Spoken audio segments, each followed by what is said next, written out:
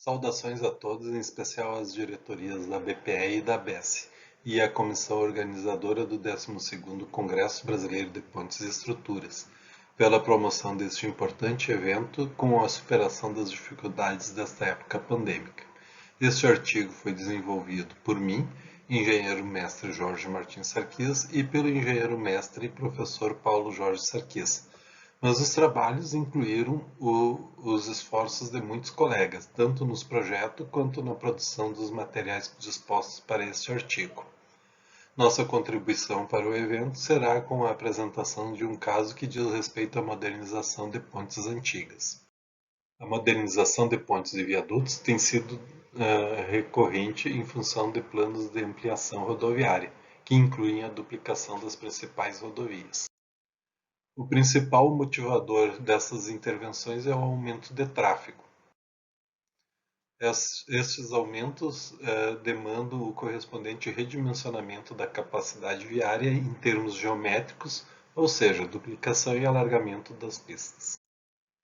Também existe o aumento natural da capacidade de carga dos veículos, com correspondente avanço normativo, o qual passou ao longo de décadas a aumentar o valor da carga considerada nos ditos veículos tipos de norma.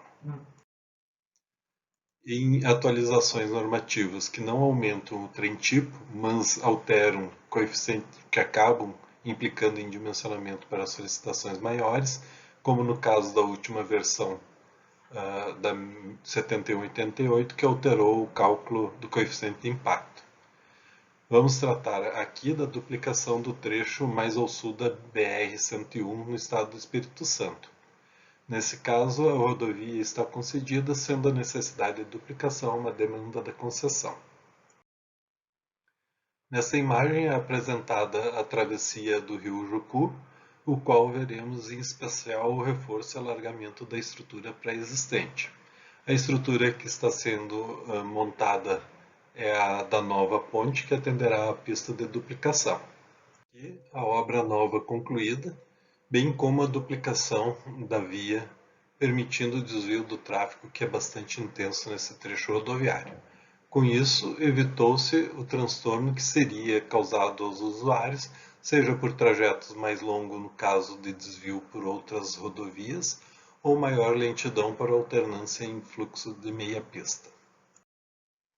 Para a concepção do reforço estrutural da ponte pré-existente, é primordial a análise da capacidade estrutural da mesma. No caso, o grande trunfo nesse sentido foi termos conseguido a reprodução dos projetos originais de 1957, plantas como a da imagem e o memorial de cálculo. Se não fosse isso, precisaria ser feito um modelo geométrico com a aplicação de cargas conforme os normativos da época do projeto, acreditando que tenham sido estas as cargas consideradas. Assim, obteria as solicitações que se julgam ser as suportadas pela estrutura e, por último, aplicaria um coeficiente de minoração, em função dessas incertezas, para então partir para o dimensionamento dos reforços necessários. No entanto, para a execução ainda restariam incertezas quanto à localização das armaduras existentes, que poderiam interferir enormemente nas opções adotadas, resultando muitas vezes, quando não se tem os projetos originais, que é preciso fazer ajustes em curto prazo durante a execução dos reforços, conforme se descobrem intervenientes até então ocultos e desconhecidos. Nesta imagem não é possível perceber pela reprodução aqui no slide, mas a distribuição das armaduras na seção do transversal do corte AA foi de primordial ajuda para o ajuste na metodologia de reforço. Aqui é apresentado um corte transversal da estrutura original reproduzido a partir dos projetos encontrados. Observem que as vigas seguem sempre com a largura constante de 50 cm, sem alargamento sobre os apoios, algo comum nessas estruturas. Nesse desenho, a representação longitudinal com meia vista, meio corte. Ainda da geometria das longarinas, percebe-se a altura variável com o aumento conforme se aproxima dos apoios centrais. E uma característica importante é que são vigas contínuas nesses apoios. Isso é importante pois direcionou a solução estrutural do trecho de alargamento. Identifica-se ainda a solução de fundações e encontros, que nem sempre são possíveis identificar em inspeções em campo. Aqui imagens da estrutura pré-existente em campo das inspeções feitas em 2015, época destes projetos. Percebe-se a correspondência com os projetos encontrados, solução em tubulões, pilares em colunas e com vigas travessas de travamento no topo dos pilares. Além desses aspectos geométricos visuais, foram feitos ensaios para confirmação da qualidade dos materiais existentes da estrutura e investigações para confirmação das dimensões, inclusive espessura das lajes. Aqui passamos para a apresentação do projeto de intervenção na estrutura para alargamento e reforço. O alargamento de 4,50 m com a solução adotada. Neste caso, a estrutura pré-existente em concreto armado com 2 apoios intermediários e continuidade da estrutura nesses apoios, determinou que a estrutura de alargamento seguisse a mesma configuração. Nesta questão advém da diferença de deformação entre duas partes da estrutura, a pré-existente com uma solução e dimensões e a nova com outras, tornando inevitável alguma diferença de deformação. Essas diferenças de deformações podem ser absorvidas pela laje, que é o elemento de ligação. Porém, se a opção tiver diferenças maiores que dimensões e materiais, como no caso de vãos simplesmente apoiados para estruturas pré-moldadas de concreto pretendido, ou ainda pior, se adotar vãos com dimensões diferentes, mesmo elementos esbeltos e deformáveis como a laje, no sentido dessas deformações, não suportará adequadamente tais diferenças. Porém, a utilização de concreto armado, que seria o mais harmonioso com a estrutura pré-existente, com execução em loco pelas dimensões, foi uma opção inviável, tanto pelas dimensões de escoramentos e formas, como todos os cuidados necessários em termos ambientais e mais ainda por ser o curso d'água de primordial importância para o abastecimento de Vitória e Vila Velha. Assim, a opção que se mostrou mais apropriada, viável, foi a solução em estrutura mista. Claro que com continuidade nos apoios intermediários.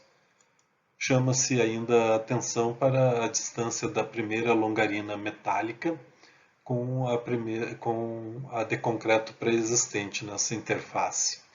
Essa distância reduzida foi estudada para dispensar totalmente a necessidade de reforço desta longarina pré-existente próximo ao alargamento. Adiante veremos o reforço com proteção externa na longarina, sendo apenas a mais distante do alargamento. Observam-se aqui a estrutura metálica pré-montada por inteiro, com longarinas e transversinas metálicas, que foi posicionada ao lado da posição definitiva, trazida sobre rodas, os guindastes em posição para fazerem o içamento da estrutura, por 2 pontos, traslado lateral e descida da estrutura em sua posição definitiva.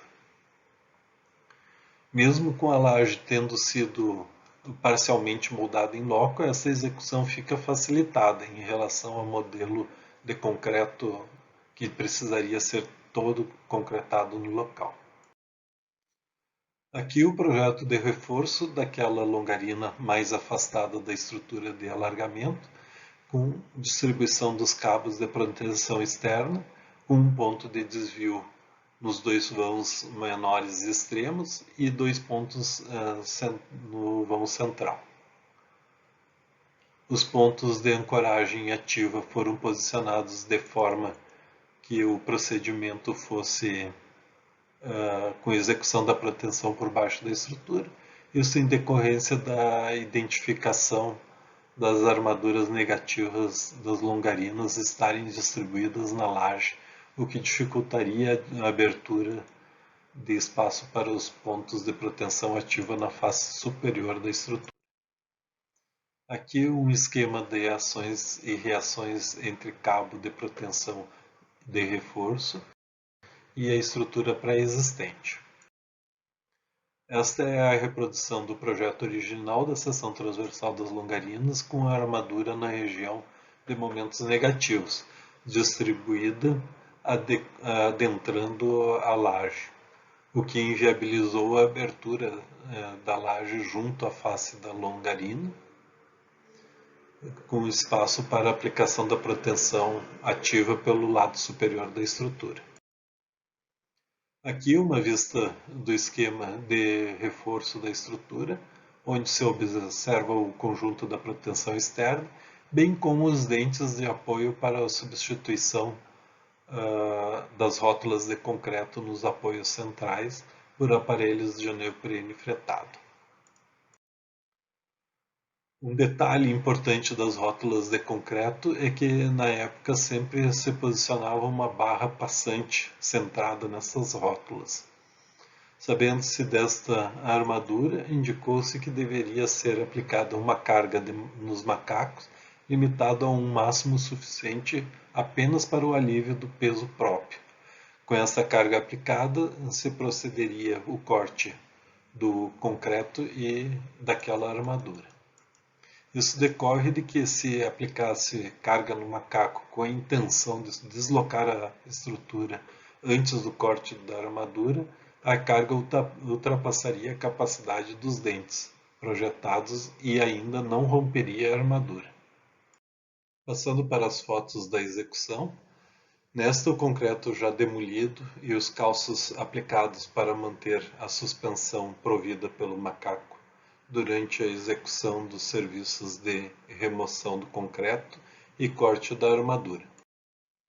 Nesta outra mostra-se o recente corte da armadura que ainda está incandescente pela aplicação do corte com um arco elétrico. Aqui o serviço concluso, após o acabamento do berço de concreto de alto desempenho ou grout, para nivelamento da posição do aparelho de apoio, que já foi colocado e a estrutura descarregada sobre ele. Ainda, na conclusão dos reforços da estrutura pré-existente, houve o reforço das lajes. Sendo nesta imagem, pode-se ser visto o reforço da armadura positiva, que foi executado com malha de fibra de carbono, aplicada pela face inferior. A malha de fibra de carbono é adequada para esta finalidade, pois apresenta a distribuição dessas fibras nos dois sentidos. Já para o reforço dos negativos, como existe uma direção predominante dos negativos principais, que se dão nos apoios das lajes sobre as longarinas, se utilizou a técnica com inserção de lâminas de fibra de carbono, em sulcos abertos no concreto no sentido e espaçamento necessários para este reforço. Aqui, uma imagem mais ampla, percebe-se a distribuição deste reforço na estrutura. Esta solução resulta mais prática e eficiente por ter uma facilidade e garantia de ancoragem dos elementos de reforço, garantindo o funcionamento estrutural integrado com cuidados mais simples que outras soluções. Em conclusão, valorizamos a possibilidade de consulta ao projeto original da estrutura que sofreu a intervenção. Quando isso não é possível, acaba-se trabalhando com estudos de anamnese que, por melhores que sejam, sempre guardam algum grau de incerteza. Incertezas na engenharia acabam resultando em opções de segurança que minoram mais a capacidade real da estrutura, ainda sujeitam à necessidade de ajustes executivos durante a execução da obra, onerando esta etapa por paralisações mesmo que parciais. Quero aqui reconhecer a importante ajuda do colega engenheiro Leonardo Borges Vargas pela produção deste material. Agradeço o interesse de todos que acompanharam essa exposição e estamos à disposição para esclarecimentos através de nossos contatos.